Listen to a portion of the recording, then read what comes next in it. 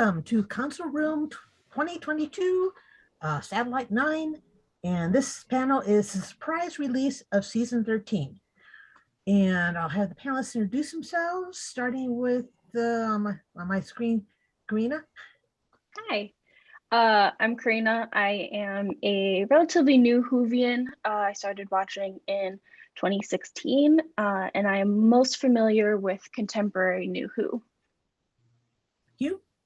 Hi, I'm Hugh. I'm been a Whovian since 1975 when I had the chicken pox and it was on Channel 2.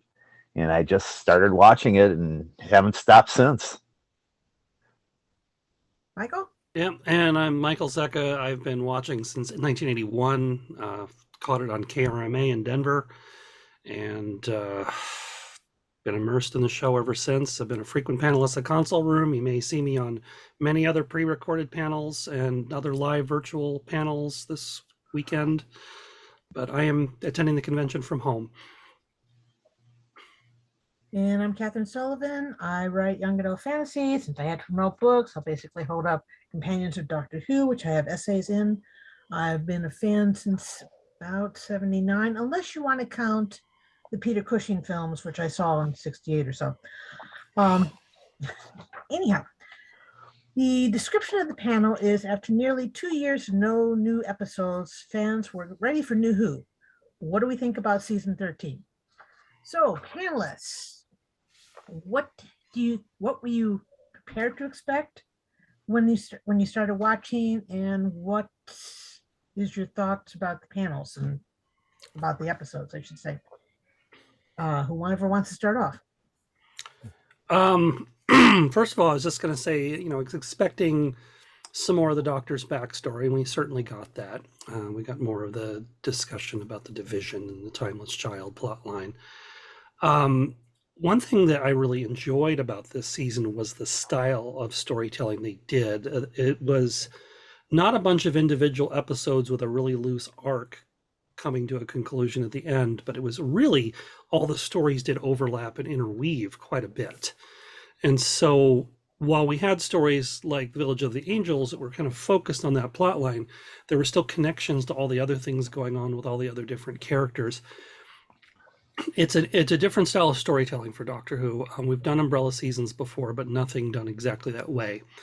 And I wouldn't necessarily recommend doing it every year, but I think it was a nice change up to do that different style of storytelling this season. That being said, as much as I enjoyed that style and all the interweaving storylines, some of those storylines did not pay off terribly well in the end. I saw it as a throwback, almost a classic, when you have one big story that goes multiple episodes. But instead of doing 6 stories, they did 1 story for this season.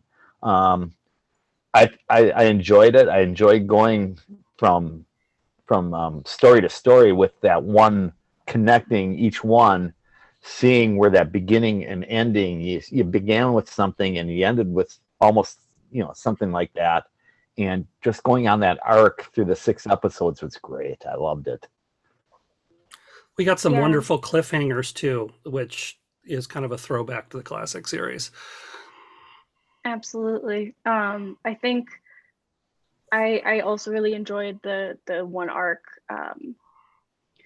storyline. I think Jodie really shined in this format. Again, I don't think it should be done every year, but I think in some of her former other series where it just kind of felt disjointed and she was really able to show her skills and variety, as well as being able to rely more on her companions and being able to see more of the companions work together. And I do want to point out to those viewing this recording that we are recording this on December 31st. So if there's any follow-up or continuity in the New Year's episode, we haven't seen it yet. So we won't be talking about what happens in that. What I really liked about it is that not only are we doing a new type of filming, but they were relying on callbacks to previous episodes. I mean, as far back as the very first episode, my sheets here, you've got reliance on the Hopper virus from Orphan 55. they're mentioning Nitro 9, they're mentioning various things that happened in previous episodes, as well as the Jedi mind trick, which doesn't work on Dan. I mean, there's all these little gags stuck in there. So it's, even though it's a serious story, there are, I've got pages of all my favorite humorous quotes. And again, like Karina mentioned, Jodie just shone in this by seeing in the third episode where you've got 3 different copies of the Doctor, and you could tell the way each one behaved, which timeline they were coming from. It was just really well handled. And as Michael pointed out, the cliffhangers, oh my gosh, the cliffhangers really shone. And that's basically harkening back to the very first episodes where you always had ended with a cliffhanger. And these were really good. Okay, yeah, sometimes the resolution didn't quite grab as much, but then why wouldn't the Doctor dodge? And the idea of the Doctor basically speeding up and thinking out everything beforehand so that she could basically save Yaz and Yaz and Vinder out of the trap the Swarm had put them in. Just the rich detail and the, yeah, maybe some of the storylines were rather crammed together, but there's so much in there you could savor. I have a question. Again, as someone who is mainly familiar with New Who, and have not seen previous like Umbrella like arcs where it's all condensed into a small season and it's all related to this big thing. How does this arc compare to classic Who and those kind of arcs? Was it done well? Does it kind of shift? Does it kind of fall flat? This one was much more interwoven. Again, when you look at the 2 main Umbrella seasons we had before were the Key to Time season during Tom Baker's run and Trial of a Time Lord during Colin Baker's run. And in both of those cases, there isn't as much connection between the individual stories. There's some stuff to kind of connect them across the season, but they're not all interconnected the way the Flux has been. Things that are happening with the Sontarans in one episode are going to tying in with the Grand Serpent in another episode. That kind of thing wasn't going on so much. But I'm talking mainly about like single stories, a 6-episode story where and this kind of followed that arc, but except the episodes were twice as long.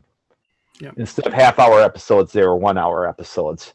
But it was kind of followed the way a 6-episode story would have followed in classic, where all the characters had their role in the story, and it stayed. You know, you knew what to expect from each one during the story. I was gonna add that the other comparison that's been made for the season is to the Dalek Master Plan, which was 12 episode plus a 1-episode preview. The actual runtime on the Flux is actually slightly longer. Mm-hmm. One thing I want to bring up is the casting of John Bishop as a comedic actor, a comedian playing that role. I thought that the timing with having a comedian in a dramatic role is always good. I think the timing is much better with someone like that in the role. He showed his action chops too, that I really didn't expect. Just a lot like Catherine Tate did in her season with David Tennant. I mean, you know, when I heard that, I go, God, is that going to be weird? You know, I thought the same thing with John, and it turned out great. And see, now when I was coming into it, I was like, oh gosh, they're going to cast a white older guy, and we wanted to see more Yaz and the Doctor, but oh my gosh, he fit in so well. A lot of people, I was seeing a lot of posts, people really liked him. And he was a really nice, likable chap. He was just a normal guy, handling really exotic things rather well. I mean, as simple as a quote saying, a dog shot me. How can a dog shoot me? And his action when his reaction to finding his house. I can't live there. It was just he did such a wonderful job. Yeah, I definitely agree that like when I saw that John Bishop was cast as Dan Lewis, I was like, another older white man. And then you also have Professor Jericho. And so you have like these two older white men with Yaz. And I was really kind of hesitant. And still, I feel like there could have been a different casting. I think that it could have been more diverse, although we can talk about the diversity, the overall diversity in a little bit. But I think that Dan Lewis did do a really good job as a companion, and considering his older white male status, I think he really pulled through in his acting. So I have some criticisms in regards to Dan.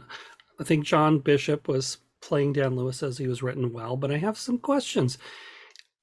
In terms of just the Flux season, is he really a companion in the classic sense, or is he just sort of crammed in there like Sarah Kingdom was in the Dalek Master Plan and thrown in with the companions? He really didn't travel with the Doctor much. He really didn't interact with the Doctor much. If anything, he was Yaz's companion in those last few episodes, and he was Carvanista's companion in many ways. So he was Carbonista's companion from the beginning, basically. Yeah. So I think continuing him into the next season, we'll see him in more of a traditional companion role, but there's some argument of whether he's really a companion or a guest star here. And in many ways, Jericho is as much a companion, if not more so, than Dan in this story. And I'm kind of sad he didn't, that Kevin McNally didn't get promoted more going in for this. And Carvanista also appears to be a Doctor Who companion that we didn't know about. He clearly was working with the Ruth Doctor, the Fugitive Doctor, quite a bit in the past. So that's interesting. I had another interesting thought in regards to Dan, though, too. We've clearly had teased toward the end of this series that the Master is going to be coming back into things somehow. Dan made a throwaway comment when he first saw the inside of the TARDIS, and you can throw it away to John Bishop being funny, but he makes some comment about, my friend had one of these. I think his was bigger on the inside. Did Dan have some interactions with another Time Lord before this that we don't know about? If you look at his lifestyle when he's first introduced, the dude is not doing well. No. He puts on this smiling face, but he is not doing well. Something's happened in his life where he's not in a good place right now. And, some Doctor Who companions, after they finished traveling with the Doctor, clearly went through some troubles. We've seen that with School Reunion and all. So, what's going on there? Did he perhaps travel with somebody before and he's still picking up the pieces? I don't know. We'll see. Or, the War of the Centaurans, the second episode, with his parents dying and all that stuff, that might have had some residual coming back to the first episode that we didn't see. His parents died? Wait, I didn't. Was that his parents, or was it his friends or something like that? His parents were there. I don't remember if they died. I thought they died when they were trying to attack the Centaurans with the walk. No, they left him. Oh, they left him. Okay, that might be They got him to the Sontaran complex. Right. Yeah. And then they left. I thought. Then I saw an explosion, and I assumed that in that explosion they left. They didn't survive the explosion. That was my assumption, but I assumed it wrong probably on that. But that might have been some residual back to what happened in the first episode. I mean, we don't know if that had an effect on that first episode, on that second episode. So that's probably some of it. No, he saw other people who were attacking the Starns being killed. Right. But as far as he's aware, his parents survived. They drove away. They left him to walk behind. Yep. Which was very good. Can we talk about Carvanista a little bit and Yes, kind of, Absolutely. Oh, I love that. That was a great character. yeah. At first I was like, this is weird. And then, yeah, it was beautiful His the way. reaction to the doctor to begin with, basically hanging them upside down under Mhm. an acid sea that's going to be destroyed. It's like, where is this coming from? Mhm. I mean, Yeah. it was one of my favorite characters in that show, in that thing, in that whole season. I- He just hit the relationship with him and Dan kind of reminded me, if you watched Hawkeye, the relationship between Elena and Kate. You know, it's kind of like they like each, you know, they kind of look down on Kate at the beginning, and now, you know, they learn to appreciate each other basically by the end of the last episode. Same thing that's happened with Dan and Carvanista. Probably, Yeah. I saw that same arc in that. Carmen really doesn't like the fact that he's bonded to Dan for the longest time. Because I mean, looking at this, looking at the stones that the paint that they spelled out, asking to be fetched. Yeah. Like, I don't have time travel, you idiot. Yeah. Yeah. I think Go ahead. I was going to say, I think Carvanista was the most fleshed out character in this entire season. We had the most range in what he did and what we saw with him, the most emotional range. He saw his own race wiped out. Most complex.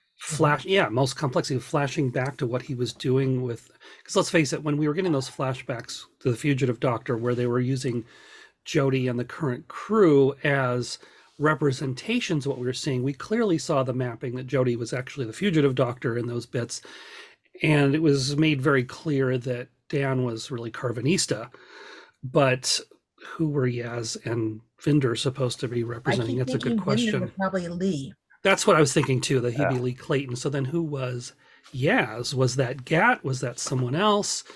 I don't know. That would be interesting to find out.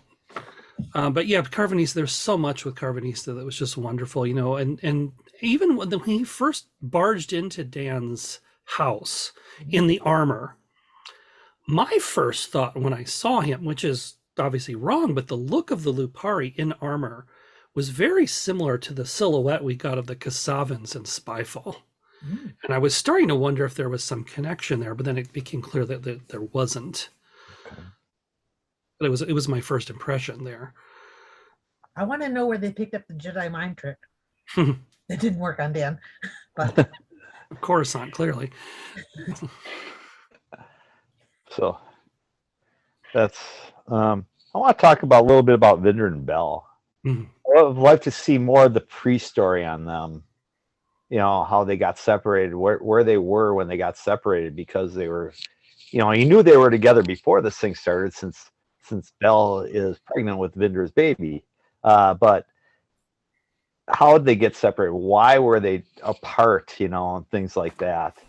why did Vinder get the job of working for the Grand Serpent? Right. But he was sending messages back to her.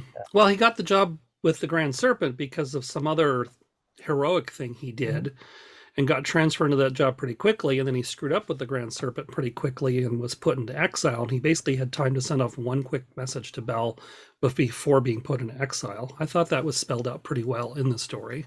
Yeah. I loved Belle and Tigme, actually. They were a blast. There was a lot made during the San Diego Comic-Con online thing when they introduced Jacob Anderson with the TARDIS crew about how he was going to be this big thing in the new season. They really kind of made him out to be a bigger deal than he turned out to be. And Belle and Tigme really stole the show there for me. Mm-hmm. Yeah, from the beginning of Belle's introduction, I was kind of hooked and I really liked her. And, you know, I was already like, oh, how can I cosplay her? Like, she was really well developed and I really enjoyed her performance. And Tigme as well. That was really adorable.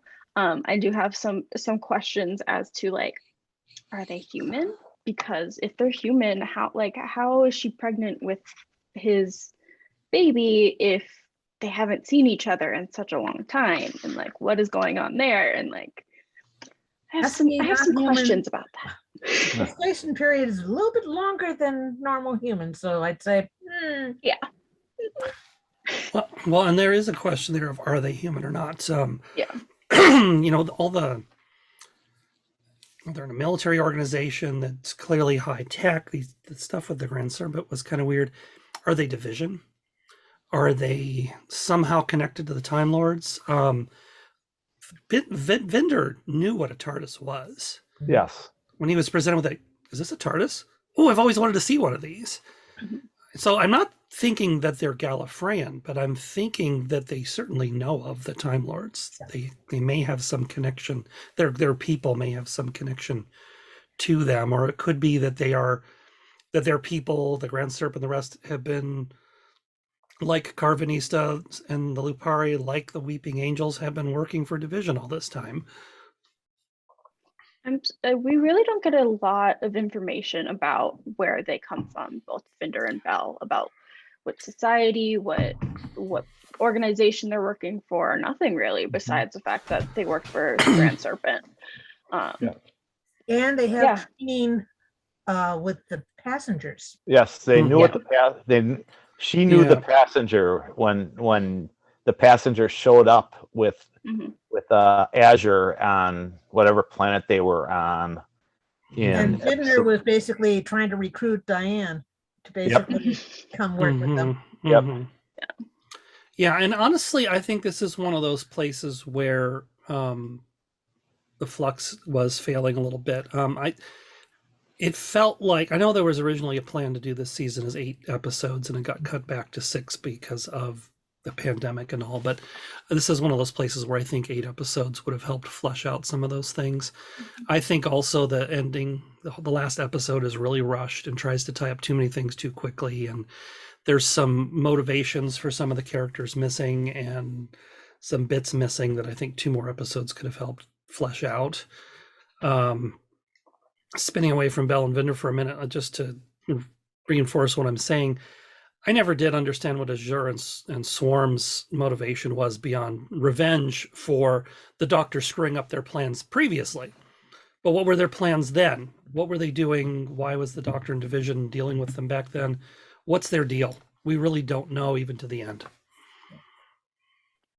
They just seem to like destruction for destruction's sake. Yeah. Well, weren't they they were part of a war between space and time, right? At the very beginning. I'm rolling my eyes at that. Oh, yeah. We'll get there. And then they lost as time, and so time got imprisoned, and so did they, and then they're getting out, and so they're trying to unleash and free time. And I think that's their motivation to get to Division and all of that. Yeah, because it didn't seem like originally the Flux was related to them. They basically took control of the Flux. Yeah. I don't think that was part of Flux their wasn't them. That was Tecteun. Yeah. The Flux was always there. It's just, that's why I think the Flux is always there, but it's there to be like a guard. And when that guard got controlled by evil, then all of a sudden it starts to come over and wreak havoc on everything. We want to talk about Tecteun at this point. I wanted to keep talking about something else first. I didn't just the whole space and time thing, and also the Flux itself. The science here was really bad. As someone who has studied general relativity, done Einstein's equations, someone who has studied quantum mechanics, this was bad. Not quite kill the moon bad, but getting there. So I really struggled with that part of the story in the end, especially, I mean, the Flux I could kind of cope with for a bit, but the way they resolve things with the Flux and their explanation about how antimatter and matter interact, it was awful. So it reminded me kind of Supernatural, in the sense of like, we're literally getting to like time is a person, as is like space. and like I was these I was very rem- meta yeah, I was reminded of the elements. Speed Force on the Flash, and that one always troubles me too. So, yeah, because they were talking about a time force and all. It's like, Yeah. no, no, no. It's the force doesn't work that way. Forces are, I mean, Yeah, Yeah. physics-wise, forces are just there. yeah, yeah, It's yeah. Bring Well, it on. excuse me. But then you always have to suspend your belief when you're watching science fiction and fantasy Sure, stuff. I just have limits. You know, You know. continuity is not going to be there. You know, you're going to say, "How did that happen? Why did that? How did that happen?" But when you're watching sci-fi fantasy, I think it's why did this happen? And if you can't answer that question, then you have a problem. There were some things you go, why did that happen? And you're going, And you're watching. I'm an English person, so I don't do math or science. But I mean, is Doctor Who usually okay at getting the science right, or have they always been a little like on the edge? Yeah, they've always been a bit on the edge, but there are certain stories that just stand out as abysmally bad. And I've mentioned Kill the Moon many, many times. And again, this one, it had, there were some things that were all right, but there was some stuff, this whole space and time thing, it just didn't work for me. And the resolution with the flux didn't quite work for me. But anyway, we wanted to talk about Tecteun, or the other, as I referred to in last year's panel, harkening back to the old New Adventures mythology. Yeah. So the Doctor finally comes face to face with Tecteun, and Tecteun definitely has an advantage in that she remembers her time with the Doctor, and the Doctor doesn't. I think, again, this is one of those places where Chris Chibnall's writing failed a bit. There's a lot of talking between them, but not as much of the emotional character stuff as there probably should have been between the two of them. Well, the Doctor's had her memories removed. And the idea, but even then, having learned what she she learned about Tecteun last season, coming into contact with her, you'd think she'd have more things to say, more questions, more emotions attached to things, and Tecteun as well. This is one of those places where I think someone like Russell or Moffat would have written their scenes a little better, more emotional, more character driven. What bothered me though is that we have this meeting with them, and then Swarm just vanishes her. Yeah, and that was kind of annoying too. Yeah. I think Jodie, or the Doctor, kind of annoyed me when they were talking and having a conversation, because she just kept asking questions without room for her to answer anything. Like, and I understand she's got a lot of questions, but also like it just felt like, and I understand she has so many pent up emotions about this because she doesn't know, but I also feel like Tecteun wasn't given that space to talk, and also wasn't like, I don't know, I guess she wasn't written extremely well. She was very, very close mouthed about a lot of things. Yeah. Other than basically blaming the Doctor for everything. Mm-hmm. Yeah. Well, I think when Swarm took her, that all of a sudden she's looking for even more answers, and that's a lot of the motivation there on that part of the Doctor, that 1/3 part of the Doctor with Ood. I mean, well, the fact that like they literally created the flux to destroy the entire universe because the Doctor was being the Doctor, and that was annoying to Division, and so they just like were like, all right, we're gonna scrap it. Like I said, flux was always there, and as a safeguard that was released when the Doctor started being a lot like the Doctor. That's my theory on the flux. The flux was always there as a guard against something like what they think the Doctor is doing. One thing with Tecteun that we've learned between the Timeless Children and the Flux is she's an abusive parent. Yeah, I think it's definitely. very clear. I mean, she experimented on the Doctor, obviously, extracted the whole concept of regeneration and gave it to the Time Lords. And now all the things we've learned about what she's doing with division and scrapping the universe and all the rest, she is really creepy. And I did have a question floating through my head toward the end of this, which is, given that we know Rassilon's still around and the Doctor's kicked Rassilon off of Gallifrey and he's out there somewhere in the universe, given that Tecteun and Rassilon knew each other back in the day, and Tecteun's still around, what contact have they had recently? What connection might Rassilon have to all this? What have they been plotting together? And he's, because there's that comment of, are you in charge? And she kind of says, well, yeah, at the moment, I suppose I am. But then where's Rassilon during this whole thing? Where is he? That's what I was thinking during that when Mm-hmm. she said that. I go, what's Rassilon doing? Because I thought he was in charge of, or she, or they. I thought they were in charge of Gallifrey. I mean, depending on which gender Rassilon is taking at that time. Right. And they obviously dropped some hints toward the end that the Master's tied into all this somehow too. So, what does the Master learn of division? How involved is he with division, and how is this going to come into play in the specials coming up?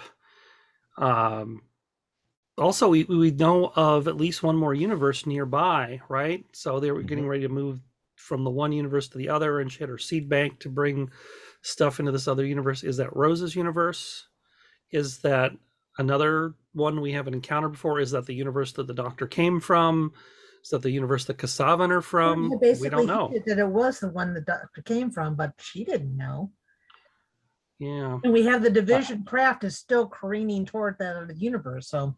Yeah. There was some discussion online when these episodes aired that I kind of agree with. It might have been really interesting and dark if they'd gone in this direction where Tecteun and the Doctor had cut a deal where this Earth was saved and moved into Universe 2. And subsequent seasons of the show took place in this new universe. It would open up the storytelling quite a bit because we wouldn't have the backstory of our universe to play with.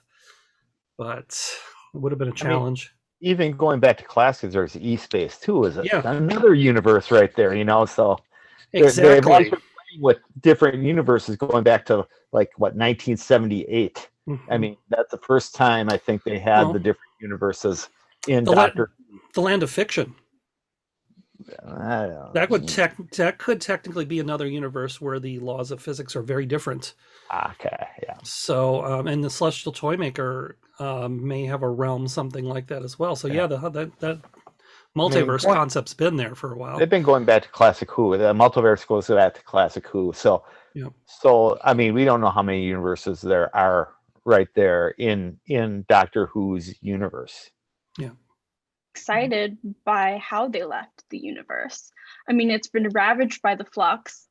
There's destruction. I mean, it sounds like many planets, many solar systems have been destroyed, gone. And so we're really left with the ruins of pockets of different solar systems and different galaxies. And so you kind of get to pick up the pieces and see who's left, and then who is trying to take advantage of that. And I think that leaves a lot of ways it can go with a new showrunner. It's also, it might also be cleared up in the specials. So that's the question I wanted to ask. What are some things people think should be cleared up in the new specials? Because like you were saying, what is the universe like now? Was it actually repaired? My other question is Claire Brown. Where did she actually enter this time loop? Because she met the Doctor and Yaz in present day, got yanked back. Before she got yanked back, though, she was able to Google what happened to that village. It's like, where did she start in this time loop? Well, she had a premonition. She back. She's also brought back to 2021 too. Yes. At the end of this, it's like. And how come she can be brought back to the present day, but Amy and Rory can't? Because I don't think she was ever I think she was never in a fixed point in time because this weeping angel was inside her. Mhm. So she was never in that fixed point in time. But it is a because of the occupation of her body by the weeping angel. That might have kept her out of that fixed point in time to be able to get her to go back. But in addition, we've got someone like Jericho got yanked around a bit too. Just saying that there's a little bit of logical inconsistency there, I think, versus previous There's Weeping a lot Angel of episodes in this. continuity issues with the Weeping Angels, like how Yeah. how someone can get yanked back in time even though someone has eyes on them. Mhm. Like and not just like you have to have eyes on them or else they get you, where in the past you're just like, no, someone has to have eyes on them and then they can't move. But I was wondering that when I was watching it the first time, how Claire got back to how they were able to get Claire back to 2021. But then when I watched it the second time, I figured out the logic of the occupation, the body occupation might have been able to keep her out of that fixed point in time. And Well, didn't that's that whole she thing. It's a fixed also- point in time. didn't they all end up walking through that portal in the tunnels to get to 2021? So it wasn't like the TARDIS took them.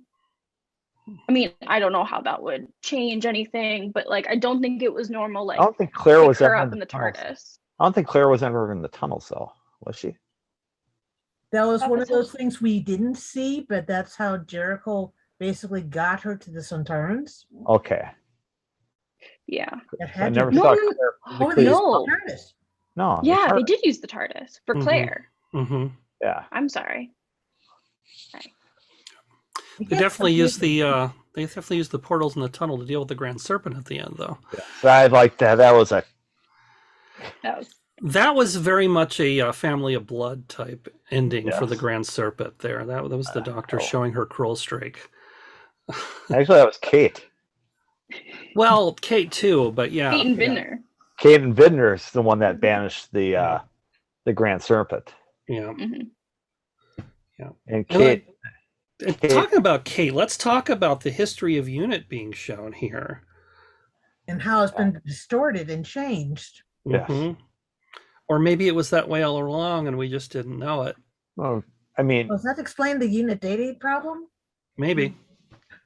but the like I always look at the flux as an alternate timeline thing because of the Centaurans and that kind of thing taking over with the Grand Serpent being involved from the beginning. I don't think the Grants in the regular Doctor Who timeline, I don't think the Grand Serpent was ever involved in UNIT. He inserted himself in this timeline to get the Centaurans to be able to invade after his first try for the Centaurans back in episode 2. Was it episode 2? The Wars of the Centaurans. I think that was episode 2. Failed. I don't think So you he had to get the Centaurans here again. Well, and clearly, War of the Centaurans was taking place in a different timeline because it was Centaurans and not Russians in the Crimea. So Right. I kind of did feel like the whole flux resolution with the passenger form at the end was trying to reset things. Yeah. So that it wipes out most of the horrible things that happened during the season, which in some ways is very unsatisfying. There's no consequences here. And I would have loved to have seen more universe sweeping consequences, but Yeah, when Swarm started talking about how he was going to punish the Doctor by wiping out the entire universe and then bringing it back and then wiping it out again, I kept thinking, oh, this is what's going to resolve the problem. Swarm will basically bring everything back. Without And the Doctor, it was though. destroyed by time before he could do anything. Well, I think Swarm wanted to destroy the universe and bring it back sans Doctor. Well, That I the think they just Doctor wanted never- to torture that the Doctor. That the Doctor never existed. That's the Doctor's torture. The Doctor would be watching everything happen from outside the universe and cannot do anything about it. I thought That's it was the more torture. like That's the torture I thought he had in mind for the Doctor. I thought it was just like pressing rewind and fast forward over and over and over again of just like watching him like seeing the flux happen, reverting it back, and then the flux happen all over again. I didn't see it as like the Doctor seeing a universe without the Doctor. He wanted a Groundhog Day things to make the Doctor keep reliving Yeah. it. Yeah. Okay. That's a great analogy. They did make a big one big continuity error during the unit history bit. There's a bit in 67 or 68 when we hear Lethbridge Stewart's voice in the background and the general saying, "Oh yeah, it's our new corporal." He was not a corporal. He was a colonel at that point. Yeah. This is established on screen, so somebody didn't script edit that scene very well. But it was kind of nice to hear his voice again. One line. Why did he have to do that one? Yeah. Yeah. But it was kind of nice seeing that history of unit, how it came about and all. And also I've got to say, in that scene where he and the general and the Grand Serpent are in that science room with the computers and all the lab, and the TARDIS is sitting in the corner. Online, everybody afterward was like, "Oh, look, they put John Pertwee's TARDIS in." And I'm like, no, they didn't. They very clearly said they picked it up in the village from Village of the Angels. It was Jodie's TARDIS that was in there. So, yeah, fans sometimes don't pay enough attention. It would be funny if they would have had two TARDISes in there. Mm-hmm. John's and Jodie's. Well, but this was 2 years before John was exiled to Earth, assuming the unit dating isn't a problem.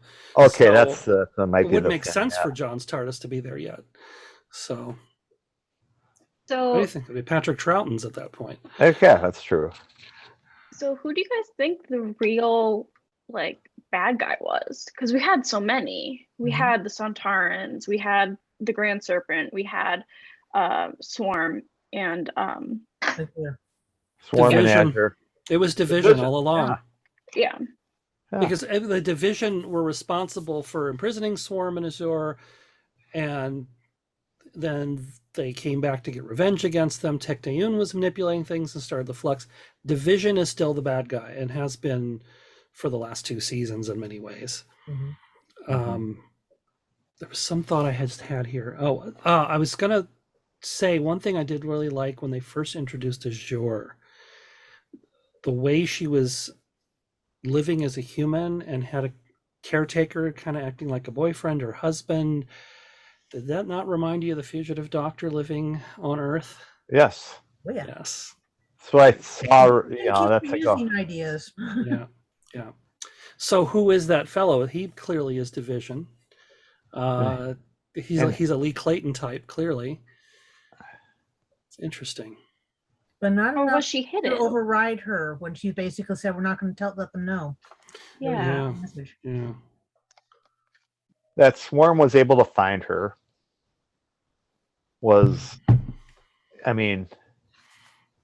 That gave up the, when Swarm comes in, oh, that's who I am.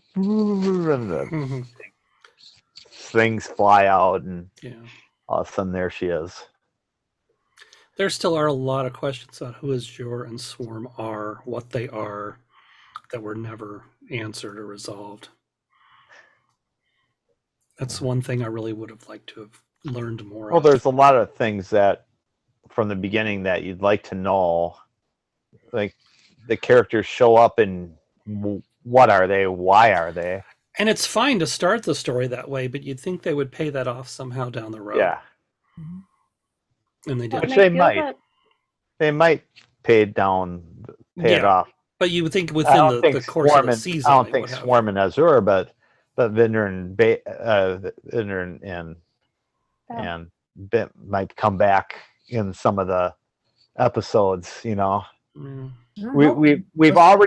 have this group of allies now that she has for this season. I'll call it a season. The New Year is the spring, the fall, and then the next New Year is where the regeneration is going to take place. In these next four episodes, we'll see maybe 3 episodes. We'll see maybe the those allies come come and go and be mentioned or something like that. Yeah. My understanding is it's three I think- specials. We got our New Year's special, we got Easter, and then the centenary special where the regeneration happens. Okay, so November is going to be the 3rd. Yep. Okay.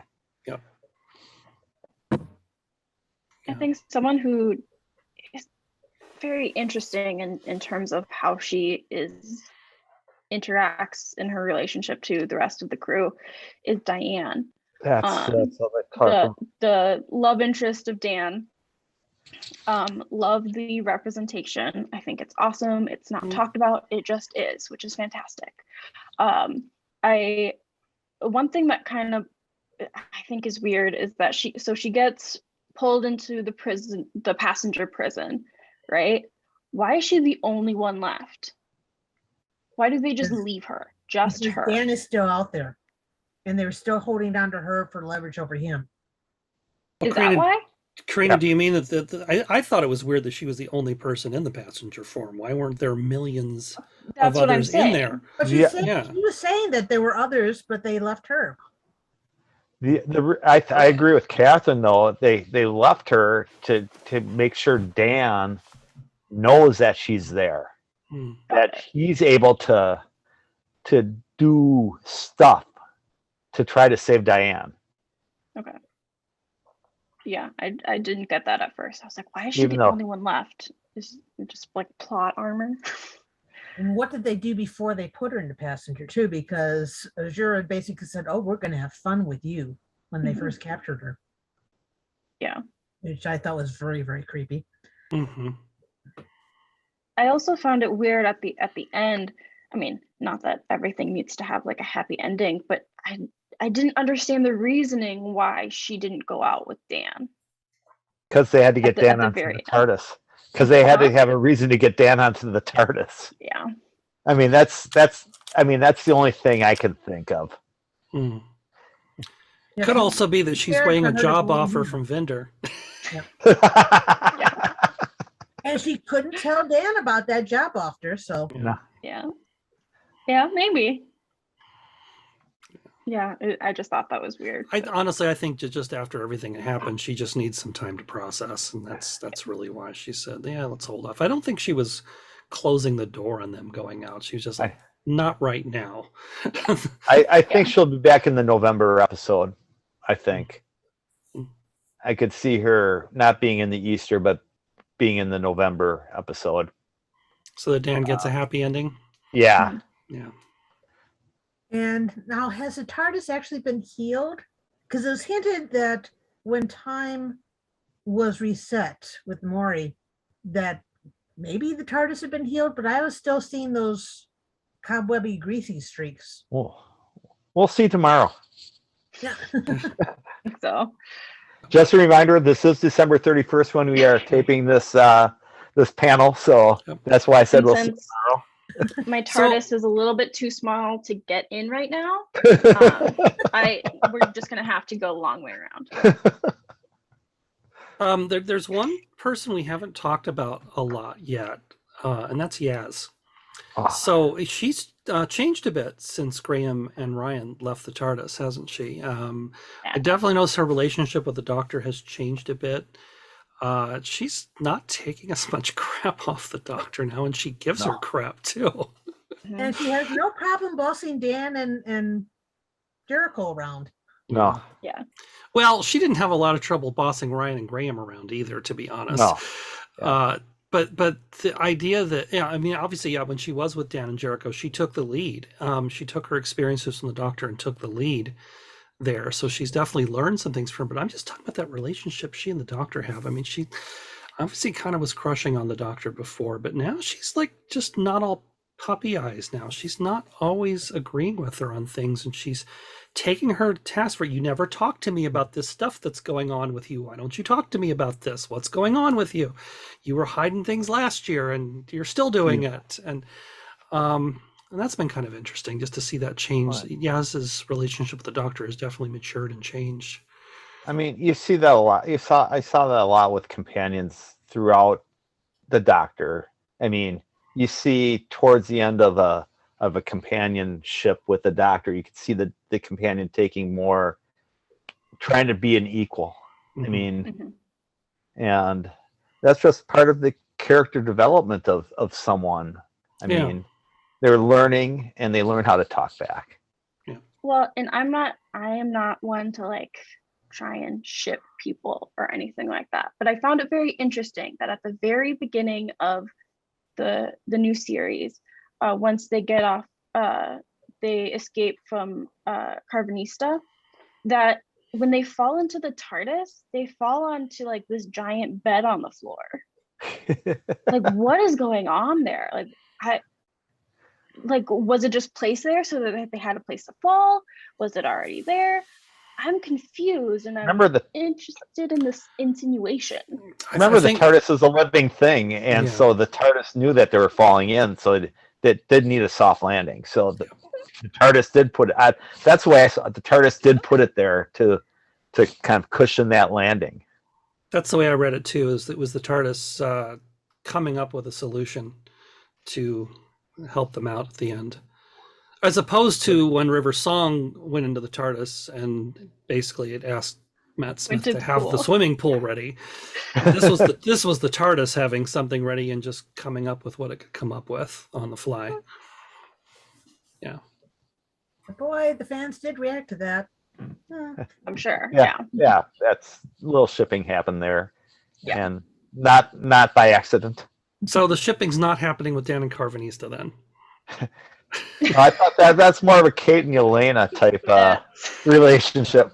Yeah, which one's the robot dog here? Pretty sure it's Dan.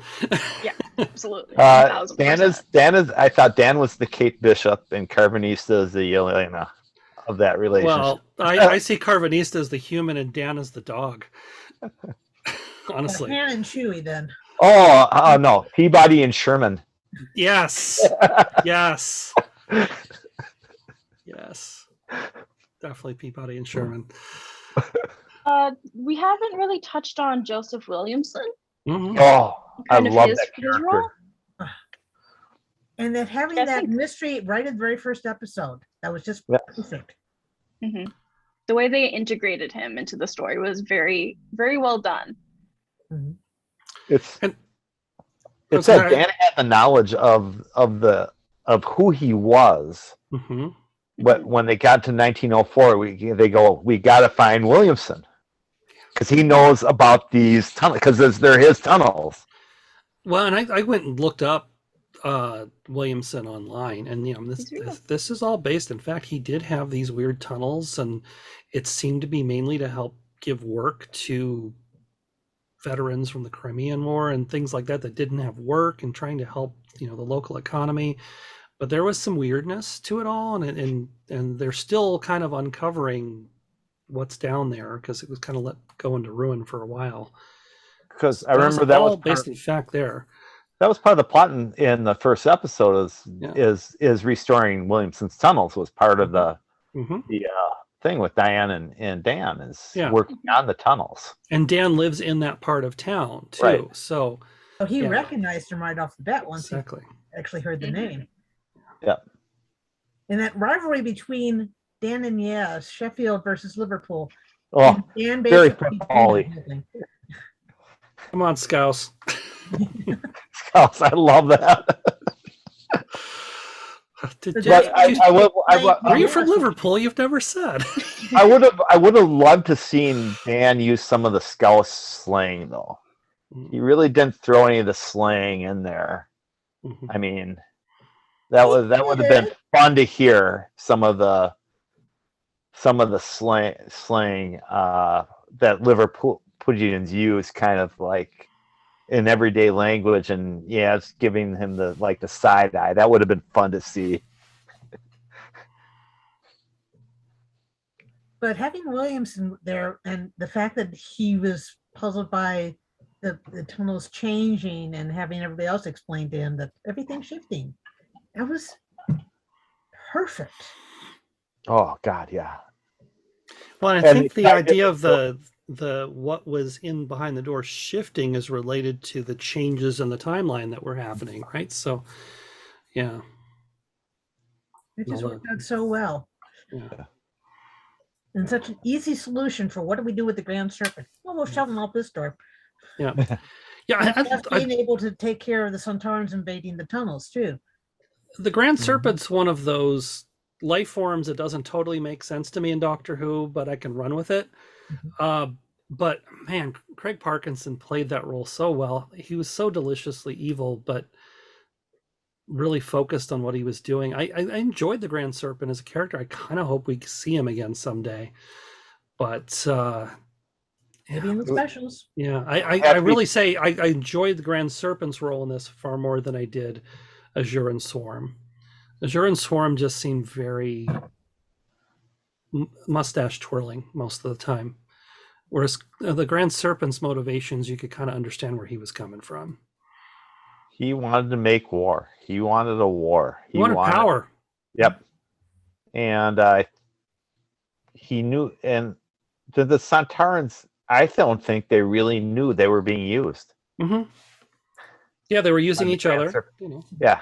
Yep. And we don't know who would end up on top, but Not the Daleks, that's for sure. yeah. And not the Cybermen, Yes. because the Centaurans were using both the Daleks What? and the Cybermen, but the Grand Serpent were using the Centaurans, and it's Yeah. like, And it's like we're coming to the end of our pyramid. time. We're coming to the end of our time. So Mhm. panelists, where can people find you on other panels during the convention? Well, let me plug a really special one on Saturday at 5:45 with me and Karina.